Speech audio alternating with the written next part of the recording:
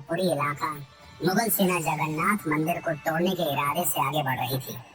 घोड़े सर पर दौड़ रहे थे, तलवारें चमक रही थीं। लेकिन जैसे ही सेना मुख्य गर्भगृह की ओर बढ़ी, एक अजीब सा तूफान उठा। सूरज की रोशनी अचानक गायब हो गई और चारों ओर अंधकार छा गया। फिर सैनिकों ने देखा कि मंदिर के अंदर से तेज रोशनी आ रही है और रोशनी के साथ एक भयानक और डरावनी चीज उनके पास आ रही है। ये दृश्य इतना भयानक था कि कई सैनिक वहीं पर बेहोश हो गए और जो बच गए वो ऐसे भागे मानो उनके सामने मौत खड़ी हो। अब आप सोचिए कि क्या ये सिर्फ एक ऐतिहासिक घटना थी या फिर सच में भगवान जगन्नाथ ने अपने धाम की रक्षा की। पुरी का जगन्नाथ मंदिर एक ऐसा स्थान जो सिर्फ भक्ति का केंद्र नहीं बल्कि अनगिनत रहस्यों की चुप दुनिया है।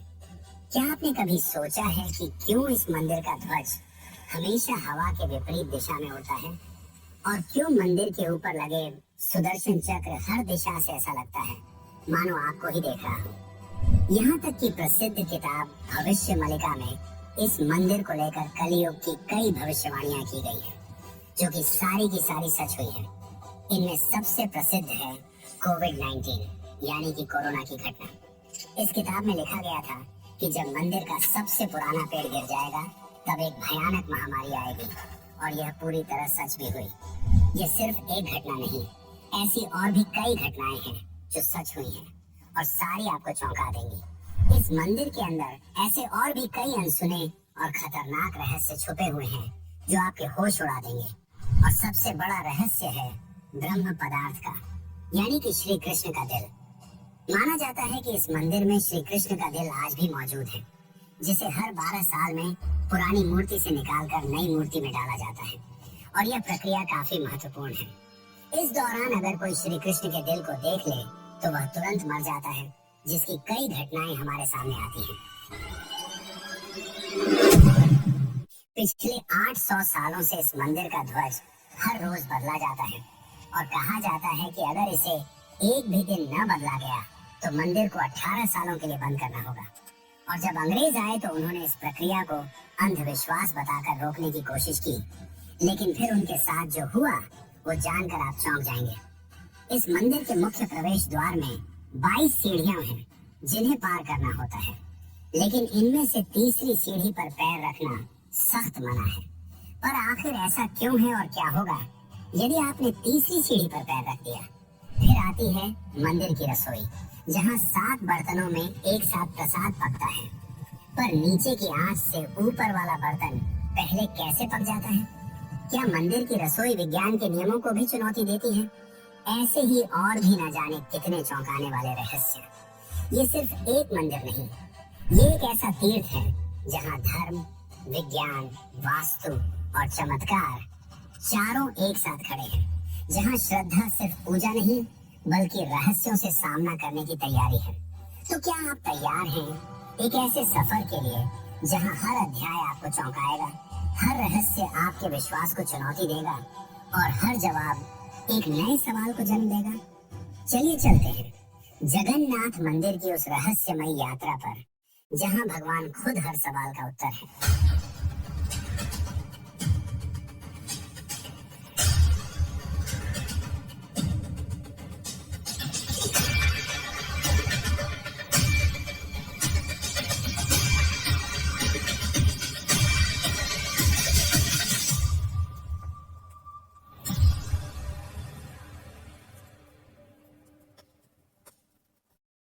15 जून 2015 रात को घड़ी में 12 बजते ही पूरी शहर की बिजली काट दी गई। ये कोई साधारण बिजली कटौती नहीं थी।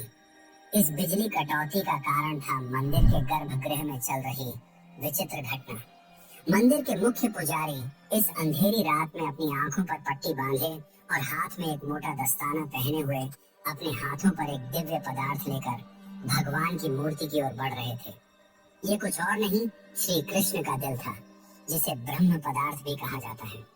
ठीक 12 साल बाद यह प्रक्रिया आज मंदिर में फिर दोहराई जा रही थी, जहां भगवान जगन्नाथ की पुरानी मूर्ति से उनके दिल को निकालकर नई मूर्ति में लगाया जाता है। ये होता है भगवान के शरीर को बदलने का, लेकिन आत्मा को यथावत रखने का अनुष्ठान।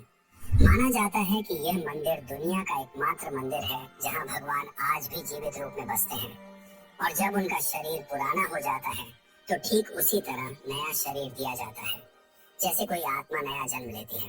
कहते हैं इस ब्रह्म तत्व को आज तक किसी ने नहीं देखा, और जिसने भी देखने की कोशिश की वो जिंदा नहीं बचा। नवकलेवर की रात जब पुरानी मूर्तियों से ब्रह्म तत्व निकालकर नई मूर्तियों में डाला जाता है, पुरी में कर्फ्यू जैसा माहौल बना दिया जाता है। पूरे शहर की बिजली काट दी जाती है। मंदिर को घोर अंधेरे में बंद कर दिया जाता है। मंदिर के अंदर होते हैं सिर्फ विशुद्ध ब्राह्मण, जिनका खानदान सदियों से यही कार्य करता आया है। उनकी आंखों पर पट्टी बांधी जाती है और हाथों पर मोटे दस्ताने पहनाए जाते हैं, ताकि वे ना देख सकें और ना ही महसूस कर सकें कि ब्रह्म पदार्थ है क्या। जब यह प्रक्रिया होती है तब मंदिर की सुरक्षा सीआरपीएफ के जवान करते हैं, और किसी भी व्यक्ति का मंदिर के अंदर जाना सख्त मना होता है। जब 2015 में यह अनुष्ठान हुआ था, तब एक पांडे ने उस ब्रह्म तत्व को हाथ लगा दिया था, जिसके बाद वह तुरंत ही बेहोश हो गया, और जब आंख खुली तो वह मानसिक रूप से पूरी तरह अस्थिर हो गया था। तो सवाल उठता है, ब्रह्म तत्व आखिर है क्या? क्या यह कोई दिव्य ऊर्जा है? क्या यह सिर्फ विश्वास है, या सच में कोई ऐसा अविनाशी पदार्थ मौजूद है जो युगों से युगों तक जीवित है? माना जाता है कि यह ब्रह्म पदार्थ काफी ज्यादा शक्तिशाली है, जिससे लगातार दिव्य ऊर्जा निकलती रहती है और हमेशा हल्का सा कंपन महसूस होता रहता है। प्रसिद्ध इंडियन आर्कियोलॉजिस्ट प्रवीण मोहन के हिसाब से श्री कृष्ण सिर्फ एक इंसान नहीं बल्कि एक सुप्रीम बीइंग थे। उनके मुताबिक ब्रह्म पदार्थ, जिसे कृष्ण का दिल भी कहा जाता है, वह असल में एक आर्क रिएक्टर है, यानी कि एक ऐसा डिवाइस जो भयंकर स्तर की ऊर्जा उत्पन्न करता है। उन्होंने यह तक बताया कि क्यों जगन्नाथ की मूर्तियों को लकड़ी से बनाया जाता है। उनके अनुसार लकड़ी बिजली को कंडक्ट नहीं करती, जिस कारण वह ब्रह्म पदार्थ से निकलने वाली इलेक्ट्रोमैग्नेटिक एनर्जी को रोक लेती है। वैसे तो माना जाता है आज तक इसे किसी ने नहीं देखा है, पर आज से करीब 50 साल पहले एक व्यक्ति ने दावा किया था कि उसने इस हृदय को देखा है। उसने कहा कि हृदय चांदी की तरह तरल बह रहा था, और यही तरल लकड़ी को कमजोर कर देता है, जिस कारण हर 12 साल में मूर्तियों को बदलना पड़ता है। उस व्यक्ति ने यह तक कहा कि जब उस हृदय को प्रकाश में लाया गया तो वह चक्र की तरह घूमने लगा और जोर से कंपन करने लगा। यानी कि जब इस ब्रह्म पदार्थ को रोशनी मिलती है तो यह और भी ज्यादा सक्रिय हो जाता है, जो कि खतरनाक साबित हो सकता है, जिस कारण हर बार जब इसे पुरानी मूर्ति से नई मूर्ति में बदला जाता है तब पूरे शहर की बिजली काट दी जाती है। विज्ञान के लिए आज भी यह एक चौंकाने वाला रहस्य है जिसे कोई समझ नहीं पाया, लेकिन भक्तों के लिए यह उनके श्री कृष्ण है, उनका दिल है, जिस कारण हर दिन लाखों की तादाद में भक्त भगवान जगन्नाथ के दर्शन करने आते हैं। वैसे क्या आपको पता है कि जब श्री कृष्ण की मृत्यु हुई तब पांडवों ने उनके शरीर को जला दिया था, पर फिर कैसे उनका हृदय बच गया और वह पुरी तक कैसे पहुंचा?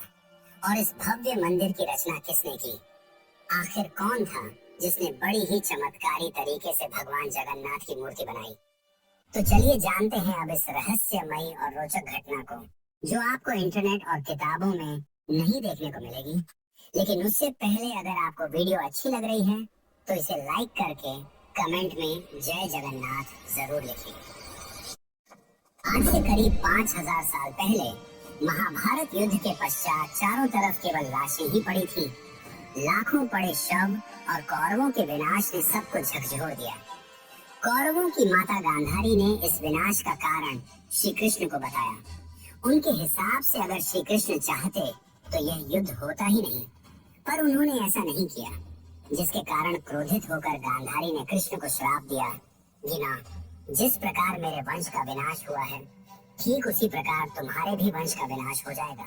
इस श्राप के 36 साल बाद जब एक दिन श्री कृष्ण जंगल में विश्राम कर रहे थे, तब एक शिकारी ने उन्हें हिरण समझकर उन पर तीर चला दी, और जैसे ही तीर श्री कृष्ण के पैरों पर जाके लगी, उन्होंने इस लोक को छोड़ दिया और मृत्यु को स्वीकार किया। और माना जाता है कि उनके मृत्यु के साथ ही पूरी द्वारका नगरी पानी में समा गई, जिससे उनका पूरा वंश समाप्त हो गया। माना जाता है कि जब शिकारी ने उन्हें गलती से मारा तो उसे बहुत पछतावा हुआ और उसने श्री कृष्ण से माफी मांगी, पर श्री कृष्ण ने बताया कि ये मेरे ही कर्मों का फल है। उन्होंने समझाते हुए कहा कि पिछले जन्म में तुम महान वानर राजा वाली थे, जिसे मैंने ही राम अवतार में छल से मार दिया था, और उसी कारण आज तुम मेरे मृत्यु का कारण बने। माना जाता है कि जब श्री कृष्ण की मृत्यु की खबर पांडवों को मिली तो उन्होंने पूरे रीति रिवाज से श्री कृष्ण का अंतिम संस्कार किया, और जब उनके शरीर को जलाया गया तो उनका पूरा शरीर पंच तत्वों में विलीन हो गया, परंतु उनका हृदय बच गया और जलने की बजाय और भी अधिक ऊर्जा से धड़कने लगा। इसी हृदय को बाद में ब्रह्म पदार्थ कहा गया। अर्जुन ने इस हृदय को लकड़ी के मंच पर रखकर नदी में बहा दिया। काफी लंबे समय तक बहने के बाद यह ब्रह्म पदार्थ उड़ीसा के समुद्र तट पर पहुंचा। उस समय उस तट पर सबरा जनजाति समुदाय के लोग रहा करते थे। उस जनजाति के मुखिया विश्ववसु ने जब इस ब्रह्म पदार्थ को देखा तो वे इसकी ऊर्जा और दिव्य प्रकाश से प्रभावित हो गए। उन्होंने तुरंत ही पहचान लिया कि यह भगवान के ही रूप हैं, और उन्होंने इसे नील माधव के रूप में पूजना शुरू कर दिया। उसी समय मालवा के राज्य में राजा इंद्रद्युम्न राज्य किया करते थे। वे भगवान विष्णु के काफी बड़े भक्त थे। एक दिन उन्होंने नील माधव के दर्शन करने की इच्छा व्यक्त की और उन्हें ढूंढने लगे, और यही आगे चलकर जगन्नाथ के निर्माण की आधारशिला बनी। जैसा कि मैंने बताया, राजा इंद्रद्युम्न विष्णु के परम भक्त थे, और एक रात स्वयं भगवान विष्णु उनके सपने में आए और उन्हें कहा कि वे उनकी दिव्य मूर्ति नील माधव को ढूंढें और उनके लिए एक भव्य मंदिर का निर्माण करें। श्री हरि विष्णु ने उन्हें यह भी बताया कि यह ब्रह्म पदार्थ उन्हें नीलांचल पर्वत में मिलेगा। जिसके पश्चात राजा ने अपने ब्राह्मण पुजारी विद्यापति को आदेश दिया कि वह इस मूर्ति को ढूंढ निकाले। विद्यापति कई दिनों तक नीलांचल पर्वत के अलग हिस्सों में इसकी तलाश करते रहे, और तब जाकर अंत में उन्हें पता चला कि इस मूर्ति को आदिवासी मुखिया विश्ववसु ने गुफा में छुपा कर रखा है, और वे दिव्य रूप से उसकी पूजा करते हैं। जब विद्यापति ने इसके दर्शन करने की अनुमति मांगी, तब विश्ववसु ने यह कहकर मना कर दिया कि यह उनके जाति का निजी मामला है। जिसके बाद विद्यापति ने चालाकी दिखाई और विश्ववसु की पुत्री ललिता से विवाह कर लिया। अब विद्यापति ने ललिता की मदद से विश्ववसु को मनाया और वे उस गुफा की ओर चल पड़े। जैसे ही विद्यापति ने उस नील माधव की मूर्ति को देखा, वे उसकी ऊर्जा से काफी ज्यादा प्रभावित हुए और उन्होंने तुरंत ही यह बात राजा इंद्रद्युम्न को बताई।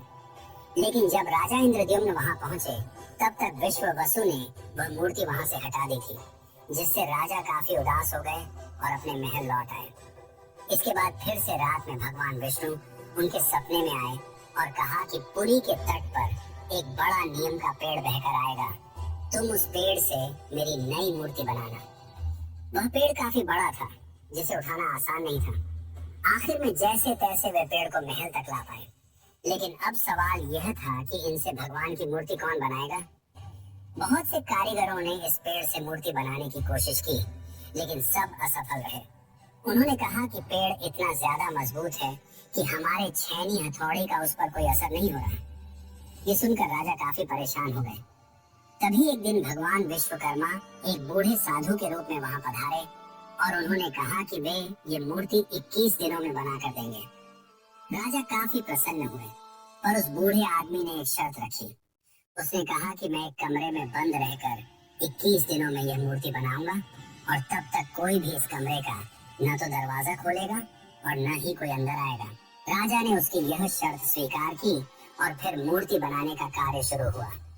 दरवाजा बंद किया गया और कक्ष से छेनी हथौड़ी की आवाजें आने लगी। लेकिन 15 दिनों बाद अचानक से छेनी हथौड़ी की आवाज आना बंद हो गई। महाराज की रानी गुंडीचा काफी चिंतित हो गई और महाराज को कहा कि हमें दरवाजा खोलकर देखना चाहिए। शायद वह वृद्ध व्यक्ति भूख और प्यास की वजह से मर तो नहीं गया होगा। राजा ने शुरुआत में तो मना किया, पर बाद में वे इसके लिए मान गए और दरवाजा खोल दिया। लेकिन जब दरवाजा खुला तो सभी हैरान रह गए। वह वृद्ध व्यक्ति गायब हो चुका था और पीछे केवल 3 अधूरी मूर्तियां थीं।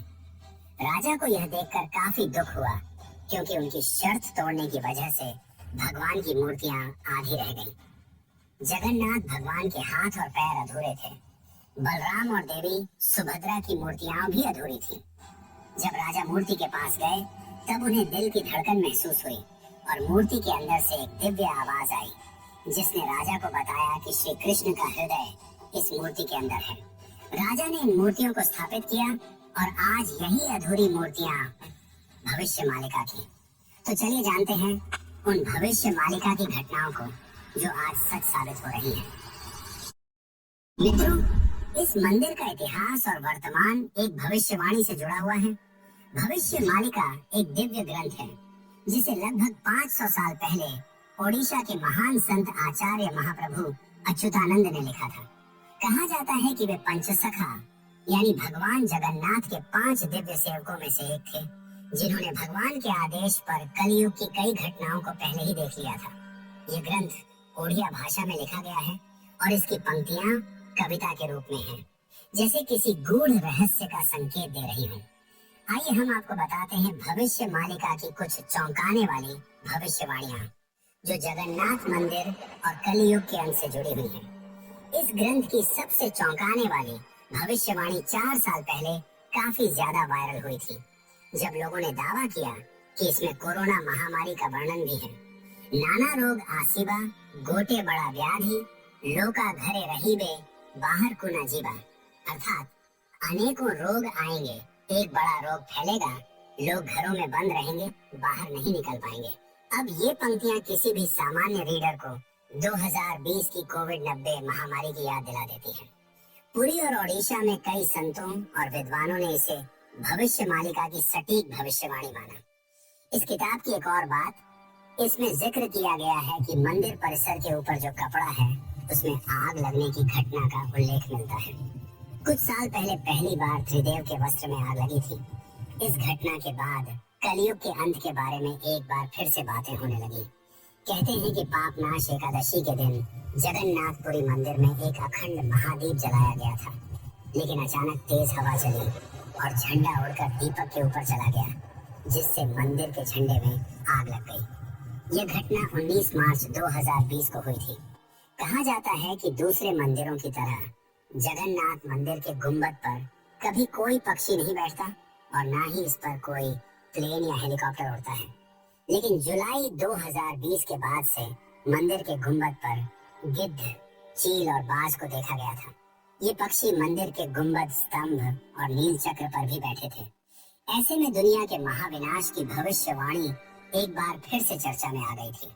भविष्य मालिका के अनुसार जब कलयुग का अंत करीब होगा तो भगवान जगन्नाथ मंदिर का नील चक्र यानी सुदर्शन चक्र तूफान से टेढ़ा हो जाएगा। मई 2019 में समुद्री तूफान फानी के कारण यह विशालकाय चक्र टेढ़ा हो गया था। ऐसे ही और भी कई भविष्यवाणियां हैं जो सच हो चुकी हैं और कई प्रसिद्ध भविष्यवाणियां हैं जो आने वाले को लेकर की गई हैं। 3 रथ यात्राएं एक साथ रुकेंगी, नदियां उल्टी दिशा में बहेंगी। ये एक्टर लोग टीवी के 10 एपिसोड से जितना कमाते हैं ना, यूट्यूबर्स एक वीडियो बना तो नदियां उल्टी दिशा में बहेंगी, ब्रह्म तत्व मंदिर से गायब हो जाएगा और फिर में अंत में आएंगे भगवान के आखिरी अवतार कल की। अब दोस्तों, आप ही सोचिए कि क्या यह महज संयोग है या सच में आचार्य अच्युतानंद को भविष्यदर्शी शक्तियां प्राप्त थी।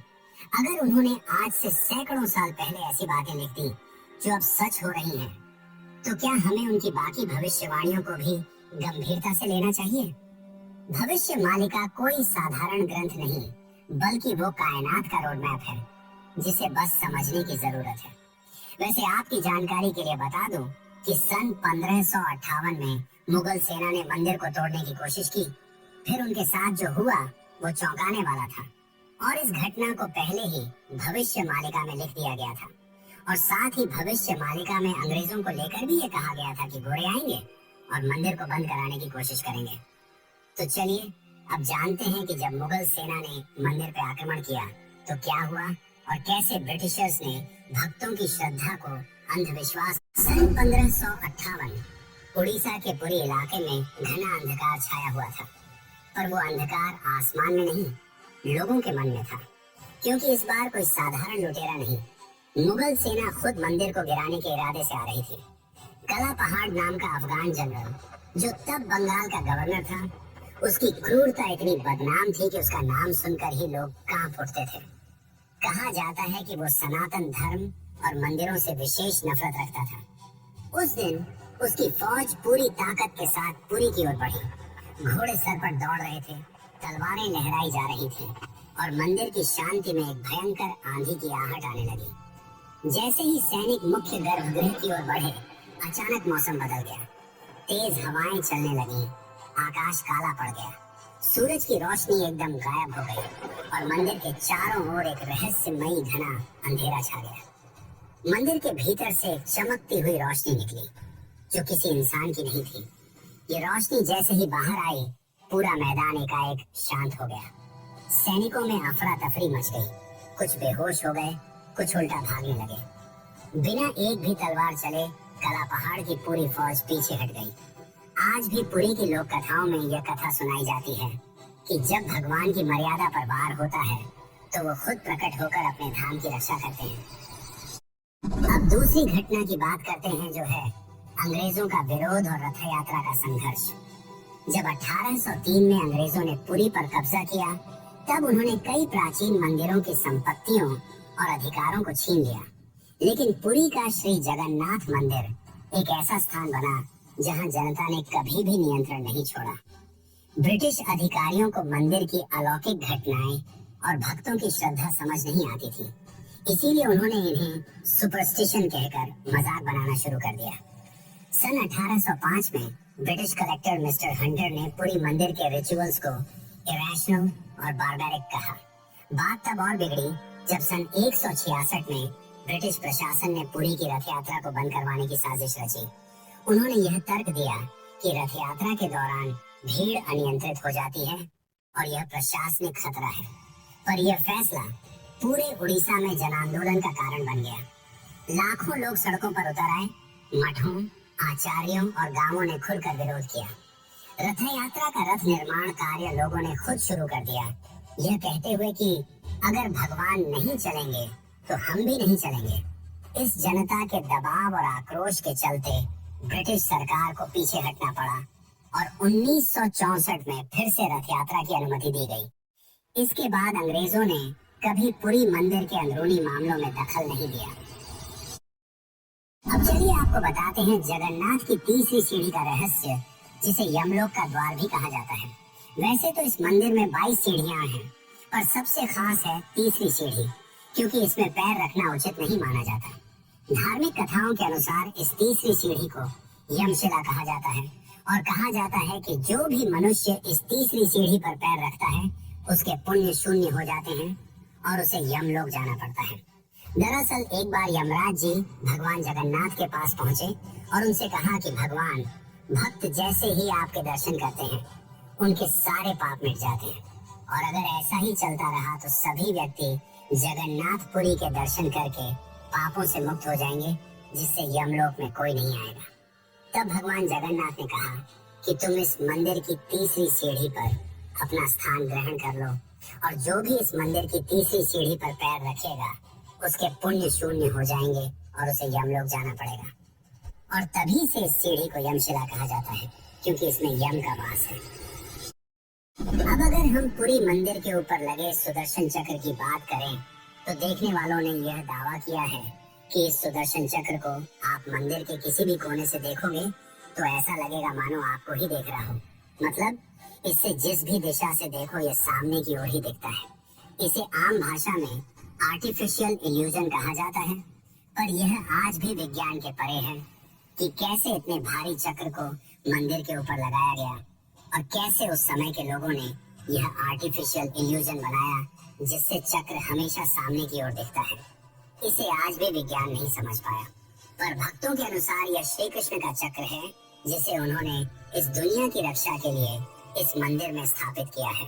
और भविष्य मालिका की एक और पंक्ति के हिसाब से जब यह मंदिर समुद्र के अंदर समा जाएगा तब कलयुग अपने अंतिम चरण पर होगा और तब आएंगे विष्णु के आखिरी अवतार कल के। अब जानते हैं पुरी के रसोई घर के बारे में। जगन्नाथपुरी का रसोई घर दुनिया की सबसे बड़ी और सबसे रहस्यमयी रसोई है, जिसके अनोखे तथ्य और परंपरा भक्तों को आश्चर्यचकित कर देती है।